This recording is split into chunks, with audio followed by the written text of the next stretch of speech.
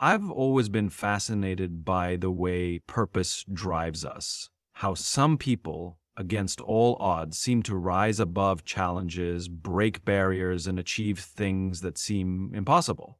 And when you take a closer look, it's not just their skill, their talent, or their hard work. It's something bigger. It's the fact that they've been chosen for something greater. See, when God selects you, no one can stop you. Not the doubters, not the obstacles, not even your own fears, because being chosen means you have a purpose that's bigger than your circumstances. And when you lean into that, when you trust the selection, that's when you step into something truly extraordinary. So today, let's talk about what happens when God selects you, how it changes your path, how it reshapes your mindset, and how it gives you the strength to keep going even when the world says you should stop. When God chooses you, it doesn't matter who rejects you. Too often, people seek validation from those around them, waiting for approval before stepping into their purpose. But divine selection does not require human permission. You don't need everyone to believe in you. You don't need their acceptance. The truth is, when God places a calling on your life, no one else can override it. No amount of criticism, rejection, or opposition can cancel what has already been set in motion. The challenge is to trust that selection, even when it feels like the world is against you. There are countless examples of people who were overlooked by society, yet chosen for greatness. David was a shepherd boy, the youngest in his family, dismissed as insignificant. When the prophet Samuel came to anoint the next king, David's father didn't even think to bring him forward. Instead, he presented his older, more impressive sons. But God had already chosen David. He wasn't the strongest, the tallest, or the most experienced, yet he was the one God had selected. And when God chooses you, no amount of human rejection can change that. Rejection is often a necessary part of the journey. It can feel personal, painful, and even unfair, but it serves a purpose. Sometimes the rejection you experience is protecting you from places and people that were never meant to be part of your destiny.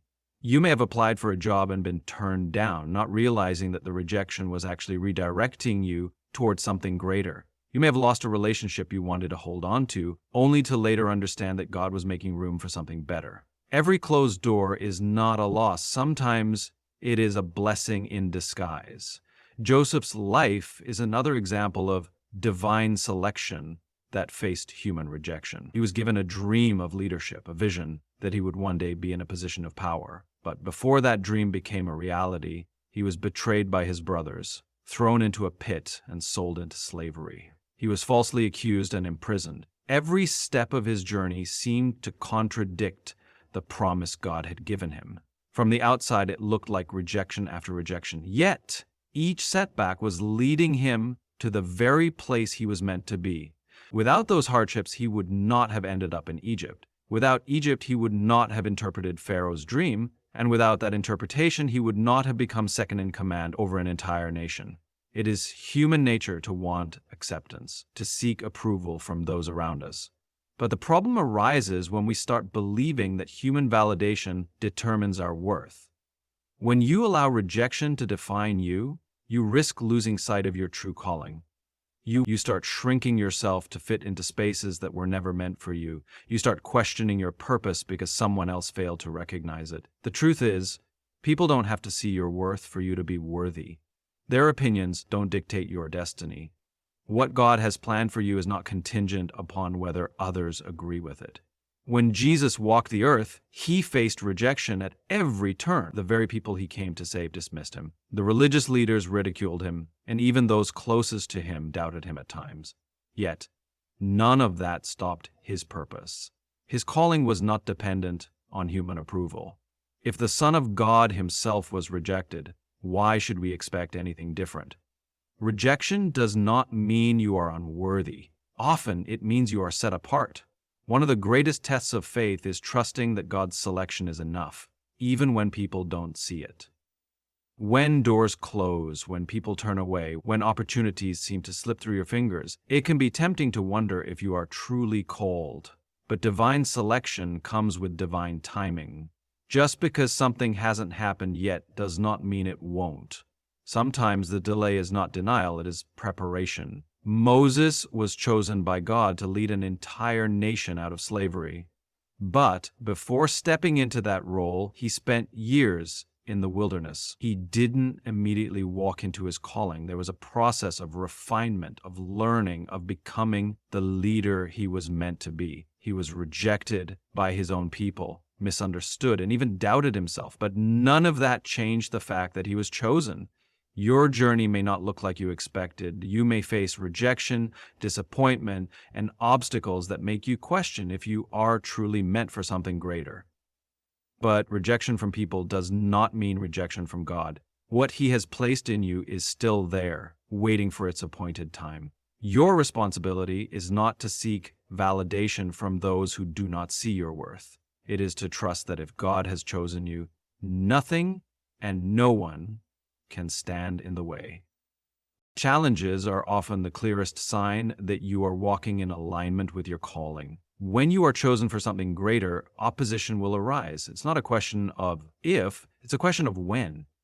Many people assume that when they are on the right path, things should be easy, doors should open effortlessly, and success should come without resistance. But in reality, the exact opposite is true. The moment you step into your purpose, obstacles appear. The moment you decide to pursue something meaningful, adversity shows up. The struggles you face are not proof that you are on the wrong path. They are evidence that you are moving in the right direction. Throughout history, every person who was called for something great faced opposition. Look at Moses. He was chosen by God to lead the Israelites out of Egypt. But before he could fulfill that calling, he had to confront Pharaoh, endure plagues, and navigate the doubt of his own people. He didn't just walk into his purpose without resistance. He had to fight for it. And the same is true for anyone who is chosen. The bigger the calling, the bigger the challenge. David was anointed to be king, but before he could step into that position, he had to face Goliath. He had to endure years of being hunted by Saul, living in exile, and facing betrayal from those he trusted. The promise of his destiny did not exempt him from hardship. It ensured that he would have to go through trials to reach it. Every challenge he faced was a test of his character, a preparation for the throne that awaited him. Without the battles, he would not have become the king he was meant to be. Joseph was given a dream that he would one day be in a position of power, but before that dream came to pass, he was betrayed by his brothers, sold into slavery, and thrown into prison for a crime he did not commit. If challenges were a sign that he was on the wrong path, he would have given up long before he reached his destiny. But instead, every hardship he endured positioned him for the very thing he was chosen for. His struggles were not a detour. They were part of the process. Many people misunderstand the role of challenges in their journey. They see difficulty as a sign to quit, as a message that they are not good enough or that they are not meant for success. But challenges are not meant to break you. They are meant to build you. Resistance is what strengthens you. When you go to the gym, you lift weights not because they are easy, but because the resistance builds muscle. In the same way, the challenges you face in life are designed to strengthen your faith, your resilience, and your character. When you are chosen, the enemy will do everything in his power to stop you. He will try to discourage you, distract you, and make you doubt yourself. He knows that if you step fully into your purpose, you will become unstoppable. That is why the attacks come. That is why the obstacles appear. The opposition is not a sign that you should quit. It is confirmation that you are on the verge of something great. Jesus himself faced opposition at every turn. He was mocked, ridiculed, betrayed, and ultimately crucified. But none of that stopped him from fulfilling his purpose. If the Son of God had to endure challenges on his journey, why should we expect anything different? The struggles we face are not signs of failure. They are signs of divine preparation. The people who are not chosen do not face the same level of resistance. If you had no purpose, no calling, no destiny to fulfill, there would be no reason for the enemy to come against you. The very fact that you are facing obstacles is proof that you are meant for something greater. The attacks are not happening because you are weak. They are happening because you are strong. They are happening because you have something inside you that is powerful. Challenges also serve another purpose. They separate those who are truly committed from those who are not. Many people start the journey, but not everyone finishes. The ones who succeed are not necessarily the most talented, the most gifted, or the most privileged. They're the ones who refuse to quit when things get hard. They're the ones who keep going despite the resistance. They're the ones who understand that struggle is part of the process. There will be moments when you feel like giving up. There will be days when the challenges seem overwhelming. But if you can push through, if you can stay focused despite the opposition, you will come out stronger on the other side. Every great leader, every successful person, every world changer has faced adversity. What separates them from the rest is that they did not let those challenges define them. They used them as fuel to keep going. When God places His favor on your life, no force in the world can shut the doors He has opened for you. People may try to block your progress, circumstances may seem to work against you, and obstacles may arise that make you question whether you are truly meant for something greater. But when God has determined your path, nothing and no one can stand in the way of what He has prepared for you. His favor is not based on human approval, and His plans are not limited by human understanding. What He has ordained for your life will come to pass, no matter how many people try to stop it. Many people spend their lives trying to force doors open. They chase opportunities, seek validation, and exhaust themselves trying to prove their worth. But when you are walking in divine favor, the right doors will open at the right time without you having to fight for them.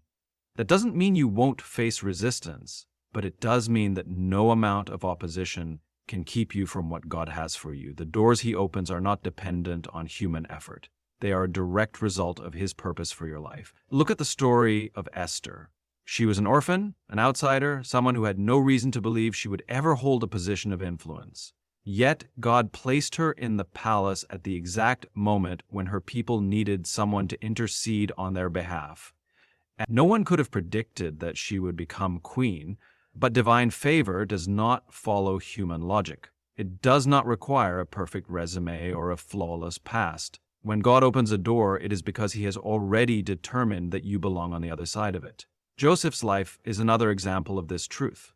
He was sold into slavery, falsely accused, and thrown into prison. By all human reasoning, his life should have been over. But God had already planned for him to stand before Pharaoh and become second in command over all of Egypt. No betrayal, no false accusation, and no prison cell could stop the favor that was on his life. When the time was right, the door opened. And when God opens a door, no one can shut it. Many times, people will try to shut doors in your face. They will underestimate you, dismiss you, and tell you that you are not qualified. But their rejection cannot override God's selection. The very people who try to keep you out will one day have no choice but to witness your elevation. The ones who doubted you will see you walk through doors they never thought you could enter. What is meant for you will always find you, because divine favor is not dependent on human permission. One of the most dangerous things you can do is allow temporary obstacles to make you doubt permanent promises. Just because a door hasn't opened yet does not mean it never will. Timing is everything. God does not operate on human schedules. What looks like a delay is often divine preparation. If you step into something too soon, you may not be ready for it. Sometimes doors remain closed not because they are denied, but because the right moment has not yet arrived. Daniel was thrown into a lion's den for remaining faithful to God, but that did not stop God from delivering him. His enemies thought they had sealed his fate, but they did not realize that God had already written his story. The same is true for you. People may think they have the power to block your success, but they do not control your destiny. They do not hold the keys to your future. God does. And when He says it is time for a door to open, nothing in the world can stop it from happening. Walking in divine favor requires faith. It requires trusting that even when things don't seem to be working out, God is still in control. It requires believing that no rejection, no failure, and no setback can cancel what has already been ordained for you. Too many people give up right before their breakthrough. They allow temporary roadblocks to convince them that their journey is over. But those who understand divine favor know that obstacles are just detours, not dead ends. Opportunities will come that you did not even ask for. Doors will open that you never expected. People will recognize your value even when you feel unqualified. That is the power of favor. It is not something you earn. It is something God grants according to his purpose. It is something that cannot be taken away, blocked, or reversed by anyone who tries to stand in your way. When he opens a door, it stays open. When he moves on your behalf, no one can stop it. God's timing is perfect, even when it doesn't make sense to us. One of the hardest things to understand as you walk through life is that the things you desire may not come when you want them, but when you are ready for them. The delays, the waiting periods, the unanswered prayers, they are not signs that God has forgotten you. They are signs that he is preparing you for something greater. Divine timing is not bound by human constraints. God sees the big picture, the full scope of your journey, and he knows exactly when to release you into your destiny. Many people spend their lives frustrated because they don't understand God's timing. They see others succeeding, advancing, and receiving what they desire while they feel stuck in a season of waiting. It's easy to compare your journey to others and question why your time hasn't come yet. But what you must understand is that God's delay is not his denial. Just because things aren't happening when you want them to doesn't mean they won't happen at all. You are being prepared for something that you may not even fully comprehend yet. And when the time is right, you will walk into it with the strength, wisdom, and resilience that only comes from waiting. In the Bible, we see numerous examples of people who had to wait for God's perfect timing.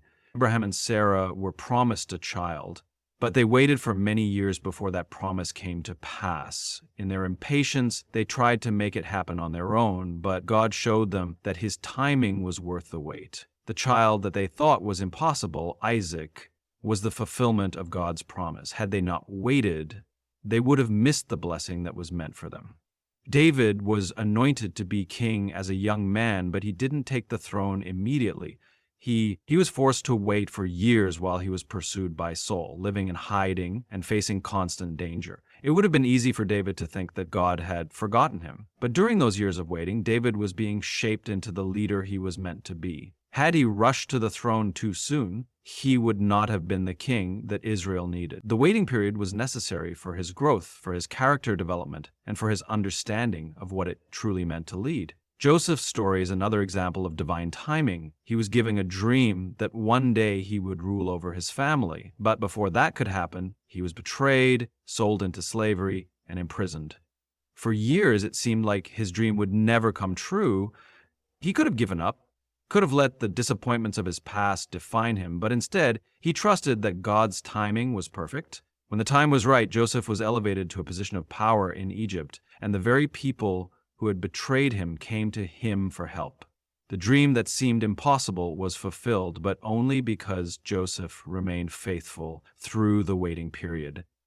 God's timing isn't always easy to accept. We live in a world that values instant gratification, where we are used to getting what we want right away. But when it comes to divine timing, things don't always happen according to our schedules. Sometimes we have to wait for years before we see the manifestation of what we've been praying for.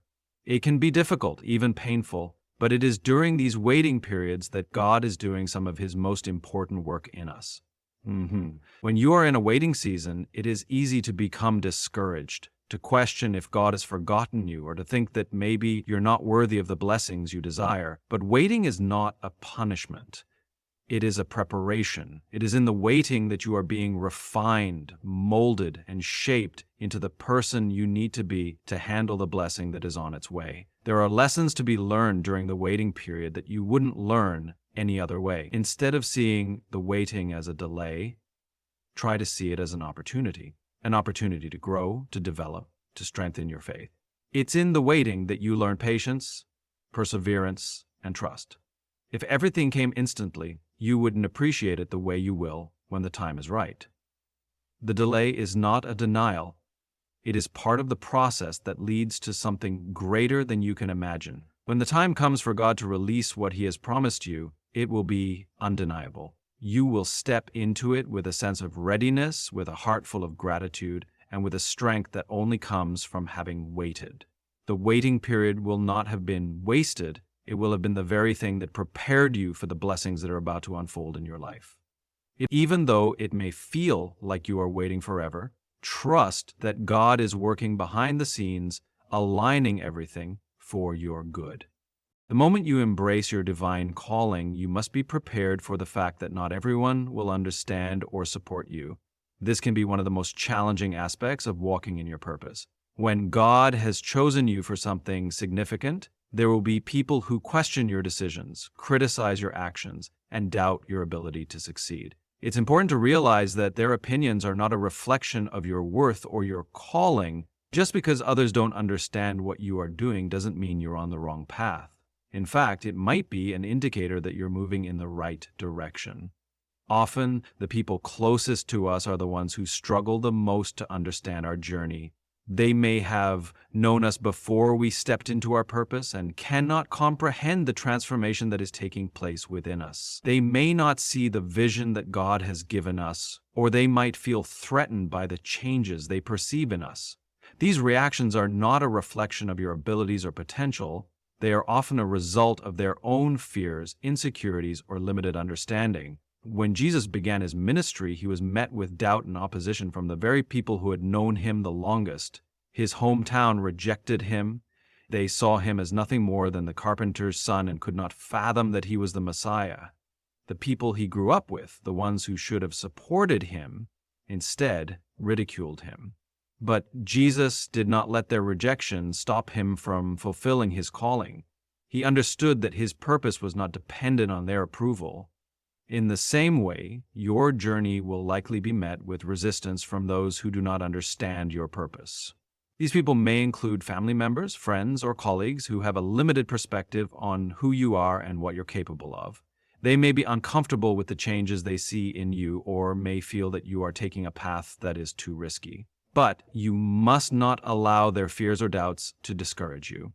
Your purpose is not for them to understand. It is for you to walk in with faith, courage, and conviction. It is also important to remember that people's reactions often stem from their own struggles or fears. When others doubt you, it is not always about you. Sometimes it is a reflection of their own unfulfilled dreams, insecurities, or frustrations. They may not have the courage to step out in faith and pursue their own calling, so they project their doubts onto you. Instead of being discouraged by their opinions, use them as fuel to keep moving forward.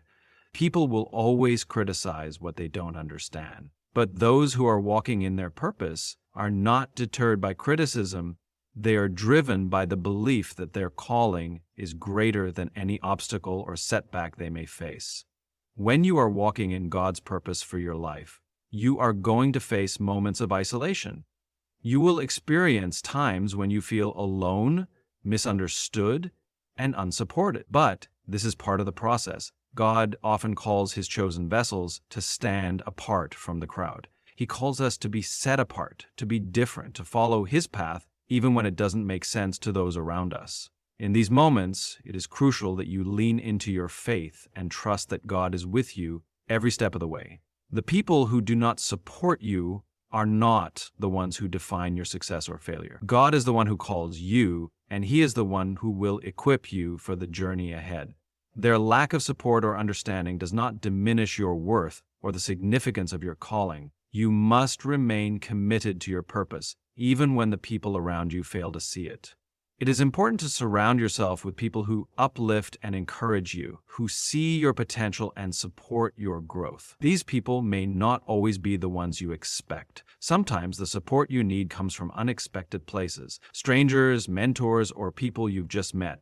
When others doubt you, find those who believe in you. Let their support remind you that you are on the right path, even when the ones closest to you can't see it.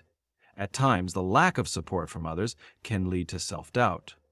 You may start to question whether you are truly on the right path or if you're just chasing a dream that others do not understand. But remember, the road to fulfilling your divine calling is not always easy. The people who truly understand and support your journey will show up when the time is right. The rest are just temporary obstacles that will eventually fade into the background as you step fully into your purpose. You have to learn to trust that when God calls you, He equips you, even when others can't see it. You are not walking this path alone. His guidance, His favor, and His strength will carry you through every moment of doubt, every season of isolation, and every challenge that comes your way. Keep your focus on the mission and don't let the opinions of others derail you.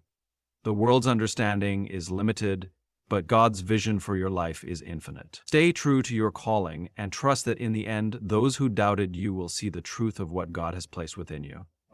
When God has chosen you for a particular purpose, He will equip you with everything you need to fulfill that calling, even when you feel unqualified or underprepared.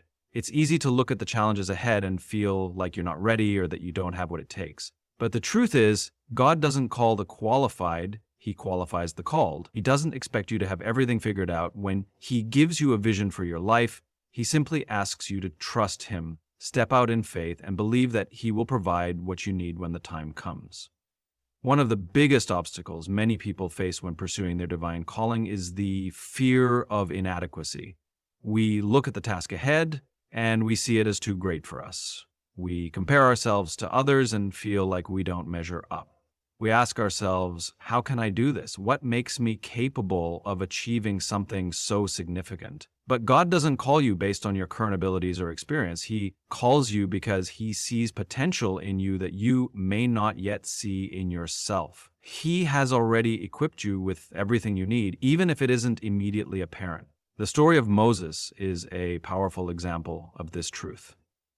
When God called Moses to lead the Israelites out of Egypt, Moses was full of doubt and insecurity. He had spent years in exile hiding from his past, and he felt completely unqualified for the task ahead.